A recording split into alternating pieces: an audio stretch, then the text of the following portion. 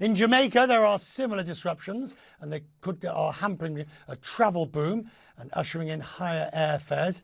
The Federation tourism officials say the airlines want to add more flights. They can't find the necessary staff. The country recently lifted COVID restrictions, and it wants to reach pre-pandemic tourism revenues. With me is the Minister, Edmund Bartlett, Jamaica's tourism minister. Well, look, I understand, Minister, it's a nice problem to have in a sense. It's one of success. But there are pinch points and bottlenecks that I wonder, should these have been foreseen? Yes, indeed, you're quite correct. Good problem to have, but difficult one to maneuver when the disruptions in the supply chain is as intense as it is appearing. Fortunately for Jamaica, our own experience with our airline partners and even in discussions yesterday here in New York are positive. So Jamaica is not going to experience that immediate impact for the summer. But we are quite cognizant of the fact that we are in a recovery that is not linear. And that recovery, you may not have a problem in Jamaica, but when people can't get on the plane in London or Amsterdam or Paris, when there's a problem getting them to either on the directs or the connecting flights, then you've got a problem. Indeed. And so we have to look at what kind of formula that can now be applied to enable the level of connectivity within our space. One of the issues facing us, of course, is the changing business plans that airlines are going to have to adopt in order to ensure that they remain viable, right. Given that they have these disruptiveness with regards to airline crew and staff. So we have to look at multi-destination tourism as one of the strategies to enable larger space for movement of people and to enable critical mass to be available for right. travel. So, Minister, the big issue in the industry at the moment is, besides sustainability, but we'll leave that for another day, the big issue in the industry is how not to go back to the bad old days, over-tourism.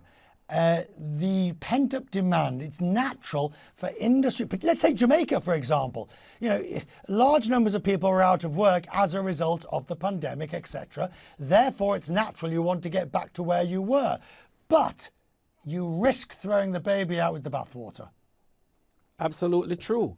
The fact is that the entrepause, as we call it, has caused this level of disruption, and now the entrepause as we're having it is causing a demand beyond the ability of the resources to supply.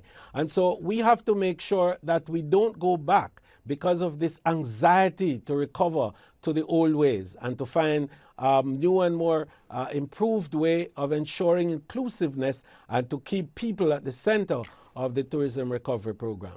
You see, I worry that all the right words are said in the right order in the sentence. But when you get down to the ground, local authorities allow too many people in. There isn't the proper play put in place. And that, you know, we're talking about yourselves, obviously, in Jamaica. We're talking about the Amsterdams, the Venices, the Pragues, all the big destinations which could have taken this as an opportunity to reset, haven't or won't.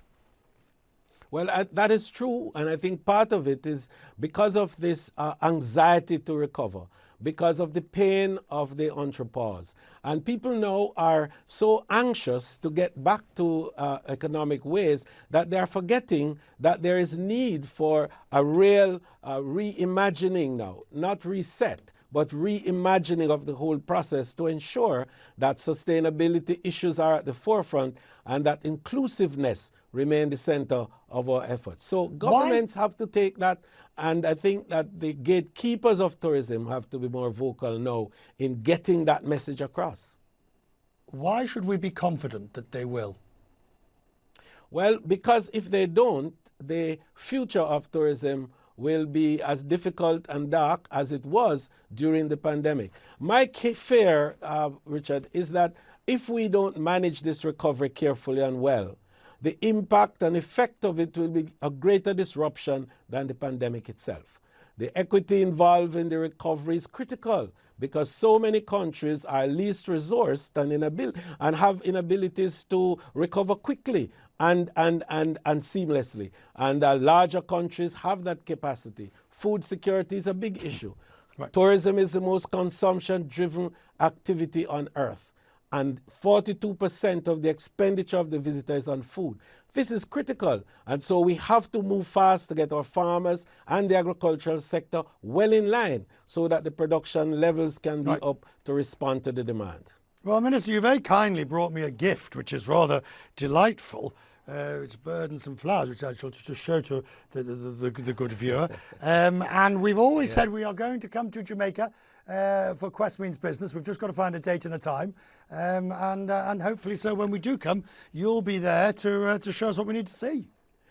Well, I can't wait for you, Richard. You know, you've been owing us that visit for years now, even before COVID. So I want this year to be your year, because it's the 60th anniversary of our independence, our Diamond Jubilee year.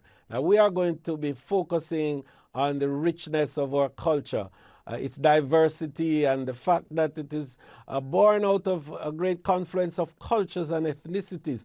Every country on earth has a little piece of it in Jamaica, and we want to invite you all to come and find yourself in Jamaica. We're waiting for you. Great events, festivals, our Grand Gala, which is a stellar showcase of the culture, the rich culture of Jamaica. So come on down this year. The flights are all set, and we are waiting for you. Now I can see why you've been doing that for so long. Minister, it's always good to see you, a good friend to have. Thank you so much, Thank you, Richard. sir. Thank you. The market.